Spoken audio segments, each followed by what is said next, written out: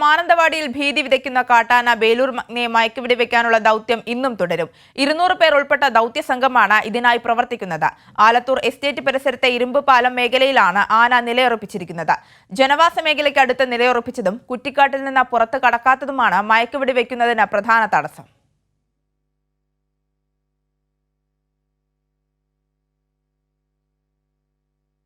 ഇർഫാൻ ഇബ്രാഹിം സേഠ് കൂടുതൽ വിശദാംശങ്ങളുമായി ചേരുന്നു. ഇർഫാൻ, 4ാം ദിനവും ദൗത്യം പുരോഗമിക്കുമ്പോൾ ഇന്ന് ആനയെ മയക്കുവെടി വെക്കാൻ കഴിയുമെന്ന് തന്നെ അനുമാനിക്കാം. ഏത് രീതിയിലാണ് കാര്യങ്ങൾ കടക്കുന്നത്? ആനയെ ലൊക്കേറ്റ് ചെയ്യാൻ സാധിച്ചിട്ടുണ്ടോ?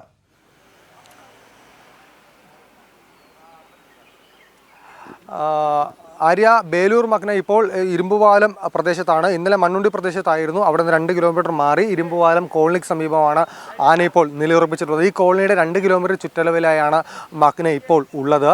ആനയെ ലൊക്കേറ്റ് ചെയ്യാൻ സാധിച്ചിട്ടുണ്ട്. ഉച്ചയ്ക്ക് മുമ്പായി തന്നെ മയക്കുവെടി വെക്കാനുള്ള ഒരു സാഹചര്യം ഒരുങ്ങും എന്നാണ് പ്രതീക്ഷിക്കുന്നത്.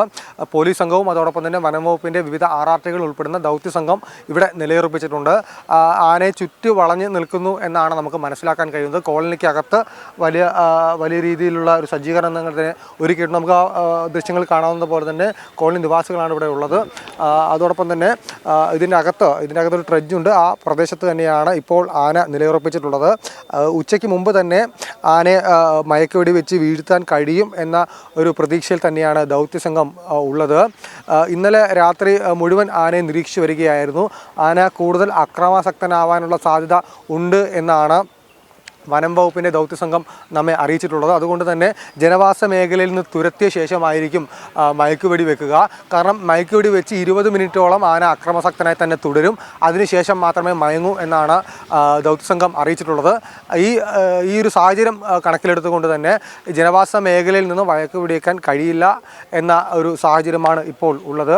ആ ഒരു സാഹചര്യം ഉള്ളത് കൊണ്ട് തന്നെ പരമാവധി ആനയെ ഇവിടെ നിന്ന് തുരത്തി മറ്റൊരു പ്രദേശത്തേക്ക് മാറ്റിയ ശേഷം തന്നെയായിരിക്കും, ഉദ്യോഗസ്ഥരുടെ സുരക്ഷ കൂടി പരിഗണിച്ച് തന്നെയായിരിക്കും മയക്കുവെടി വെക്കുക എന്നാണ് പറയുവാൻ കഴിയുന്നത്.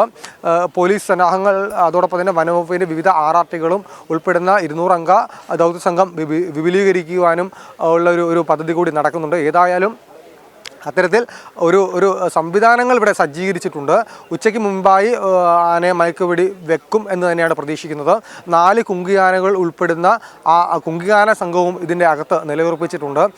ആനയെ മഗ്നയെ തുരത്തി ജനവാസ മേഖലയിൽ നിന്ന് അകറ്റിയ ശേഷം തന്നെയായിരിക്കും ഈ മയക്കുവെടി വെക്കാൻ ഒരു ശ്രമം നടക്കുക. ഇന്നലെ 3 തവണ വെക്കാൻ ഇതൊരു ശ്രമം നടത്തിയിരുന്നു. എന്നാൽ അത് വിജയിച്ചില്ല. ഒരു തവണ മയക്കുവെടി വെച്ചിട്ടും ആനയ്ക്ക് കൊണ്ടില്ല.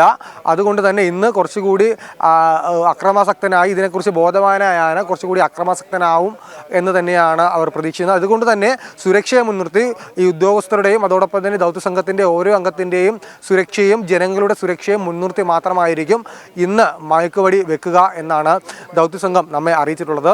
CCF SDBയുടെ നേതൃത്വത്തിലുള്ള വലിയ ഒരു സന്നാഹം തന്നെ ഈ പ്രദേശത്ത് കേന്ദ്രീകരിച്ച് നിൽക്കുന്നുണ്ട്.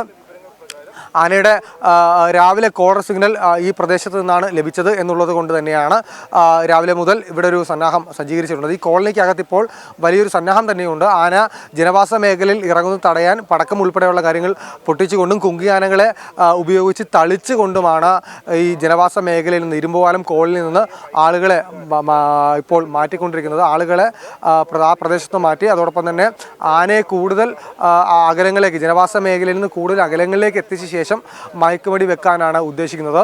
ഉച്ചയോടുകൂടി മയക്കുവെടി വെച്ച് ആനയെ മാറ്റും എന്ന് തന്നെയാണ് നമുക്ക് പ്രതീക്ഷിക്കാൻ കഴിയുന്നത്.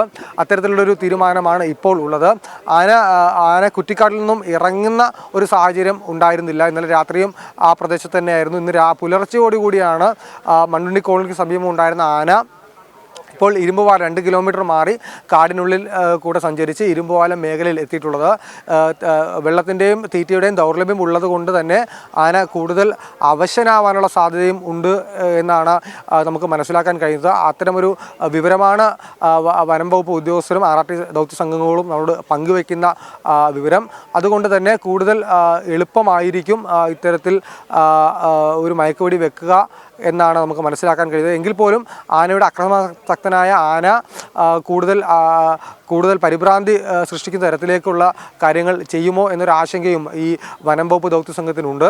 അതുകൊണ്ട് തന്നെ ആളുകളുടെ സുരക്ഷ അതോടൊപ്പം തന്നെ ഈ വെടിവെക്കുന്ന സ്ഥലത്തിൻ്റെ ഭൂപ്രകൃതിയും ആനയുടെ ആരോഗ്യസ്ഥിതിയും ഉൾപ്പെടെയുള്ള കാര്യങ്ങൾ പരിഗണിച്ച ശേഷം മാത്രമായിരിക്കും, എല്ലാ കാര്യങ്ങളും ഒത്തുവന്ന ശേഷം മാത്രമായിരിക്കും ഒരു പെർഫെക്റ്റ് ഷോട്ടിന് വേണ്ടി ദൗത്യ സംഘം ശ്രമിക്കുക എന്നാണ് നമുക്ക് ലഭ്യമാകുന്ന വിവരം. ആര്യ.